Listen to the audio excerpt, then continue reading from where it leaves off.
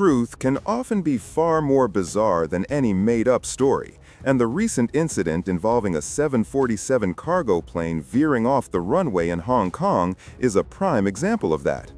On October 20, 2025, a shocking accident unfolded at Hong Kong International Airport, and now the Air Accident Investigation Authority, AAIA, which oversees aviation incidents in the region, has released its preliminary report.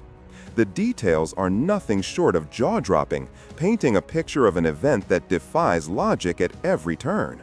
This isn't just another runway mishap, it's a story of unexpected mechanical behavior and tragic consequences. Let's dive into the report, break down what happened, and try to make sense of a situation that left even seasoned aviation experts scratching their heads. And hey, if you find this breakdown as wild as we do, drop a 1 in the comments below to let us know. The aircraft in question was a Boeing 747 freighter operated by ACT Airlines under a wet lease agreement with Emirates, flying under the call sign UAE 9788. For those unfamiliar, a wet lease means Emirates rented the plane and crew to handle extra cargo capacity without purchasing a new aircraft. On that fateful day, the jumbo jet was making a routine landing at Hong Kong International Airport. Everything seemed textbook: normal approach, standard instrument landing system, ILS, and just a slight left-to-right crosswind that posed no real threat. The runway was clear, and weather conditions were ideal with visibility at 10 kilometers or more. Hong Kong's airport is a bustling hub, and operations there are typically smooth, even on the busiest of days. But at 3:52 a.m. on October 20, 2025, something went horribly wrong. Initially, speculation swirled about what could have caused the plane to touch down normally, only to veer off the runway several thousand feet later and break apart. Some, including aviation commentators, wondered if it was a porpoise landing, a bouncing touchdown that can destabilize an aircraft. But the AAI report reveals a cause far stranger than anyone could have imagined. During the landing, the co-pilot was at the controls, with the captain acting as the pilot monitoring, a common practice where roles alternate between flights to keep skills sharp. The captain, of course, remains the final authority on board. After touchdown, the aircraft began decelerating using autobrakes, a system akin to cruise control in a car that helps slow the plane automatically. But then, an alert popped up on the Engine Indication and Crew Alerting System, ECAS, signaling that the autobrakes had disengaged. The pilot monitoring called out autobrakes, a standard procedure to alert the flying pilot to take manual control of braking. At this point, the situation took a deadly turn. As the aircraft slowed, it suddenly veered left, exiting the runway near taxiway Charlie 6. The 747 then collided with a stationary security vehicle parked at a designated observation point along the airport's perimeter road. Tragically, the impact sent the vehicle into the sea, killing the 2 security personnel inside, a heartbreaking loss in what can only be described as a wrong place, wrong time scenario. The aircraft continued its uncontrolled path, crashing through the perimeter fence and coming to rest partially in the water. The plane was destroyed, with the tail section completely severed, as seen in haunting images from the scene. Miraculously, all 4 crew members survived, but the loss of the 2 security staff members cast a somber shadow over the incident. According to the report, all communication, navigation, and air traffic control systems were functioning normally, and there were no reports of foreign objects on the runway. Early rumors of a vehicle on the runway proved unfounded. The security vehicle was off to the side, yet the plane's erratic path led straight to it. So, what caused this catastrophic deviation? The answer lies in a bizarre mechanical anomaly detailed in the AAIA's findings. Before the flight, the aircraft was dispatched with a minimum equipment list (MEL) item, meaning a non-critical issue was noted but deemed safe to fly with under specific conditions. One such item was the number 4 engine's thrust reverser, which was inoperative and placarded as such. Basically, it couldn't be used to help slow the plane after landing. During the touchdown, everything proceeded normally.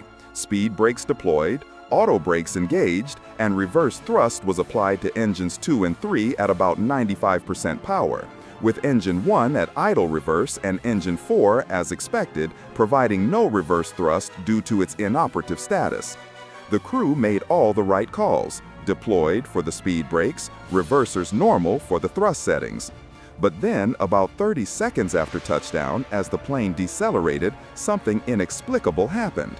The number 4 engine, which should have remained at idle, suddenly accelerated to 90% forward thrust, eventually peaking at 107% and 1, a measure of engine power. For context, this is like flooring the gas pedal on one side of a car while braking on the other. With the engine positioned far out on the right wing, this surge caused the aircraft to swerve violently to the left.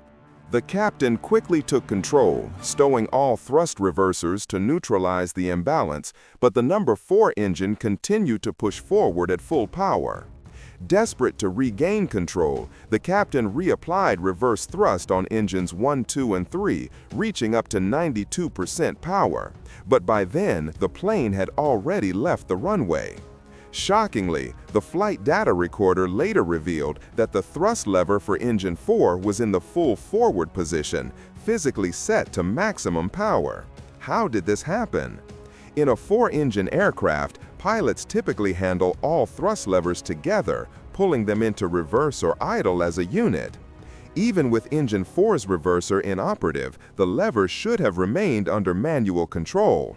Yet somehow, it moved to full forward thrust, either by an unintended pilot action or a mechanical failure, something the preliminary report doesn't clarify. What's even more baffling is that neither pilot appeared to notice or correct it in time, despite the dramatic swerve it caused. Whether it was a momentary lapse or a deeper systemic issue, this oversight contributed to the disaster. Adding to the mystery, the speed brake lever shifted to a position indicating the spoilers, wing panels that reduce lift and aid braking, were stowed, likely triggered automatically by the forward thrust on engine 4. Modern aircraft are designed to interpret such power increases as an intent to take off again, retracting spoilers accordingly. This further reduced the plane's ability to slow down. As the aircraft careened off course, the captain maxed out reverse thrust on the other engines, but it was too late. The damage was done. The report leaves many questions unanswered. Why did the thrust lever move forward? Was it a pilot error, like accidentally hitting the takeoff/go-around toga button, or a malfunction in the system? And most critically, why didn't anyone in the cockpit catch it in time to intervene? With 4 crew members on board, it's hard to fathom how such a glaring issue went unaddressed in those crucial seconds. This incident is a stark reminder of how quickly things can spiral out of control in aviation, even under seemingly perfect conditions. The preliminary report confirms that the number 4 engine's unexplained surge to full power was the root cause of the swerve, leading to the runway excursion, the tragic collision, and the aircraft's destruction. But the how and why remain elusive. Was it human error, a mechanical glitch, or a combination of both? The final report, when released, will hopefully shed light on these lingering mysteries. For now, the aviation community mourns the loss of 2 lives and grapples with the unsettling reality that truth indeed can be stranger than fiction. As more details emerge, updates will be shared to keep everyone informed about what went wrong that early morning in Hong Kong on October 20, 2025. Until then, this case stands as a haunting puzzle in the world of flight safety. Wrapping up, this story is a wild ride from start to finish, and if you've stuck with us through this deep dive, we appreciate it. If you found this breakdown as crazy and compelling as we did, drop a 1 in the comments to let us know you're just as hooked on unraveling this mystery. Stay tuned for more updates, and as always, fly safe out there.